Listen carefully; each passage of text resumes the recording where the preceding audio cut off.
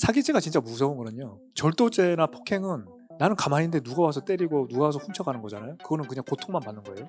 사기는 속여서 내 스스로 그걸 내주게 만들어요. 그리고 사기를 잘 당하는 분은 뭐냐면 욕망을 좀 과도하게 잡으면서 그걸 드러냅니다. 저는 그 사기꾼들이 옛날에 말 잘하는 사람이라고 생각했어요. 맞죠? 그렇게 많은데 저 볼 때 고차원적인 사기꾼은 말 잘하는 것 같아요. 요즘 형사사건에 사기가 제일 많거든요. 제가 형사 전문 변호사 하다 보니까 저를 찾아오는 상담자들도 저를 많이 사기쳐요. 그래서 저 많이 속았어요. 공무원 때는 사람을 90% 이상 믿었거든요. 왜냐면 나를 속인 사람 없었으니까. 판사인 나를 속인 사람 없었으니까. 개인적인 삶에서. 근데 우리 젊은 변호사들이나 직원들한테 몇 프로 믿냐니까 20%, 0% 이러는 거예요.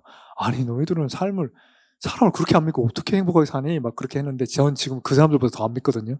예를 들면 다 이제 영장 재판이라는 거는 48시간 내에 잡혀요. 그러니까 오늘 영장 청구되면은 내일 모레 아침에 영장 재판이 있단 말이에요. 그럼 그런 사람들이 와서 오면 이미 변호사실 사무실 찾아오면 하루 반밖에 안 남았어요. 그런 사람들이 나한테 빨리 그걸 좀 해달라는 거예요. 근데 돈은 10분의 1, 5분의 1을 줘요. 10분의 1, 5분의 1 주고 나머지는 내일 아침에 말을 준다는 거예요. 근데 내일 아침에 돼도 안 주지. 그럼 내일 저녁에 준대. 근데 나는 지금 하루 반 뒤에 재판이 있고 이거는 되게 시간이 촉박하기 때문에 다른 일을 다 제쳐놓고 밤새 가면서 일을 준비해야 돼요. 그러면 코인 사기 이런 거는 크기 때문에. 당일이 됐는데 안 줘. 그럼 나 어떻게 해야 돼요? 나 준비 다 했는데. 근데 이렇게 이야기해요, 그 사람이. 오늘 2시 재판인데 3시에 자동이 제거를 하다는 거예요. 자동으로 안 왔죠. 근데 그 사람 감옥에 갔어요. 그래가지고 감옥에 가고 나니까 내가 받을 수도 없고 그렇게 하여튼 그런 식으로 많이 뜯깁니다. 그리고 구치소에 가면 변호사 접견 피싱이라고 있어요. 접견 피싱. 그러니까 각종 피싱이 있잖아요. 보이스 피싱 어쩌고 저쩌고. 변호사를 상대로 하는 접견 피싱이 있어요. 변호사 그 사무실에서 계속 편지를 보내고 하는 거예요. 와서 정재민 변호사님 제발 너무 보고 싶습니다. 진짜 꼭 수임할 겁니다. 제 사건은 부르는 대로 돈을 주겠습니다. 감옥의 삶은 하루에 30분만 운동하는 거 빼고는 계속 그 방 안에만 있어야 돼요. 그 방 안에 굉장히 괴롭잖아요. 근데 변호사 접견을 하면 변호사 접견실에 가고 에어컨이 거기 있어요. 그러니까 이 사람은 에어컨 바람 쐬고 그리고 저한테도 선임할 것처럼 맨날 말하고 어떤 사람은 자기가 6개월 만에 60억을 벌어서 좀 깎아드릴까요? 그러니까 아니요. 깎으면 일을 열심히 그만큼 안 할 거잖아요. 저는 안 깎겠습니다. 그렇게 해가지고 돈은 어떻게 할 거예요? 돈은 아버지가 줄 겁니다. 아버지가 전화하니까 무슨 애가 받아요. 애가 누구나 아냐니까 당연히 모르죠. 하여튼 그런 식입니다. 그러니까 그걸 접견 피싱 조심하세요 이렇게 붙여놨거든요. 그래서 저도 이제 편지가 많이 오는데 아직도 안 갑니다. 예, 요즘 안 갑니다. 저도 많이 속으니까 또 가끔 속을 때 또 저도 생각하시면서 좀 힐링도 하시고요. 제가 옛날에 변호사를 안 할 때는 몰랐는데 결국 재판에서 이긴다는 것도 판사가 저한테 믿어주는 거잖아요. 제 말을. 저와 제 편을.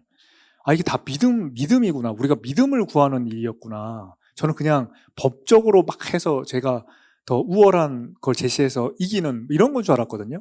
근데 나를 더 믿게 하는 거구나. 이런 또 생각도 했고요. 그러니까 저희 직업이 믿고 안 믿고. 그러니까 우리가 이기려면 상대를 못 믿게 하고 우리를 더 믿게 하고 이런 거잖아요. 이제 그런 직업에 대한 우리 직업 특수성에 대해서도 좀 보시면은 삶에 또 적용할 부분도 있고 할 것 같습니다.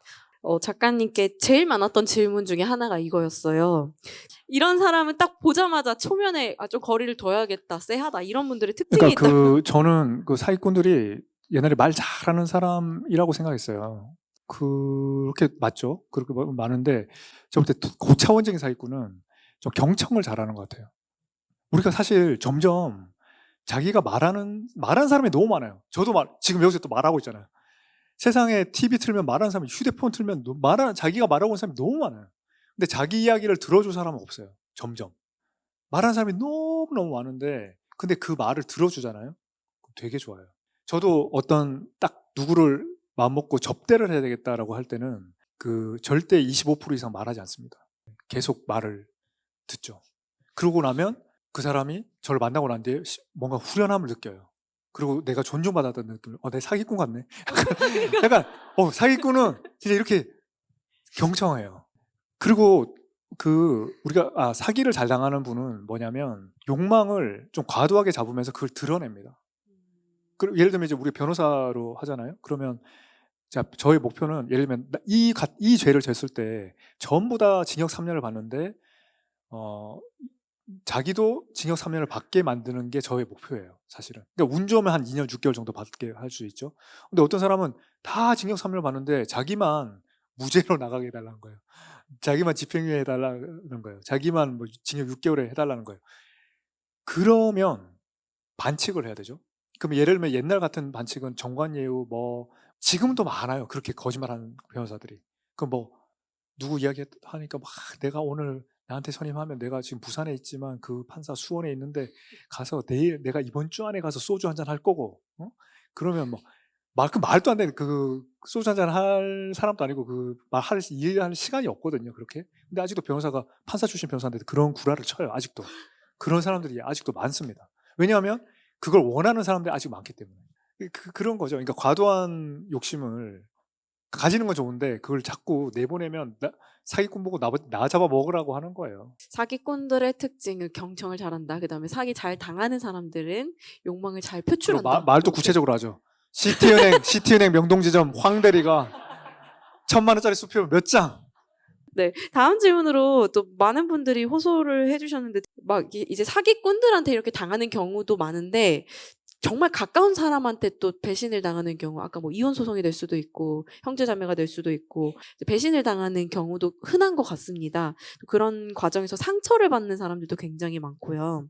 가까운 관계에서 배신이나 상처를 받으신 분들한테는 어떤 말씀을 드리고 싶으신지 작가님께 여쭙습니다. 저도 뭐 많이 사기당해가지고. 근데 그게 자기 방으로 도망가는 걸로는 치유가 안 되는 것 같아요. 그건 자기 손해인 것 같고요.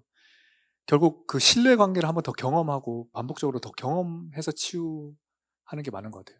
예를 들면 프로이드도 어릴 때 그 책을 찾아보면 자기가 아버지가 그 유대인이잖아요. 유대인인데 유대인을 공격하는 사람들한테 막 조롱도 당하고 비판도 당했는데 얻어 맞고는 두드려 맞고 모자가 벗겨졌는데 그냥 모자를 줍고 그냥 피해 갔어요. 근데 어린 프로이드가 아버지가 그걸 보고 너무 실망한 거예요.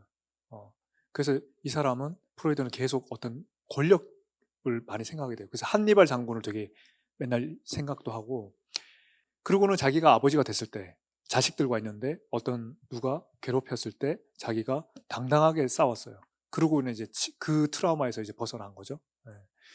그런 것처럼 사실 믿을 만한 사람도 많습니다. 어떤 사람은 심리적인 원인으로 자기를 꼭 속여줄 사람한테 붙어서 속임 당해요. 그런 거 있어요. 근데 자기와 서로 작은 거라도 서로 믿고 믿어주고 그런 관계들이 반복되는 걸 경험하고 느끼고 이렇게 해서 우리가 결국 극복해 나가야 되는 문제인 것 같습니다. 그리고 자기 잘못이 아니죠. 누가 속이면 그 사람의 잘못이죠. 사기죄가 진짜 무서운 거는요. 절도죄나 폭행은 나는 가만히 있는데 누가 와서 때리고 누가 와서 훔쳐가는 거잖아요. 그거는 그냥 고통만 받는 거예요. 사기는 속여서 내 스스로 그걸 내주게 만들어요. 그게 처분행위라고 그러거든요. 내 스스로. 그래서 너무 자책을 하게 돼요. 근데 속인 놈이 더 나쁜 놈이잖아요. 근데 그게 아니라 자책을 하게 돼요. 내가 보이스피싱 당한 사람들, 온 가족 돈을 날린 사람들, 전세 사기 당한 사람들, 자기 잘못은 아니거든요. 그러니까 자책을 이제 하지 쉽지 않지만 하지 말아 주셨으면. 그 사기죄의 본질이 그런 겁니다.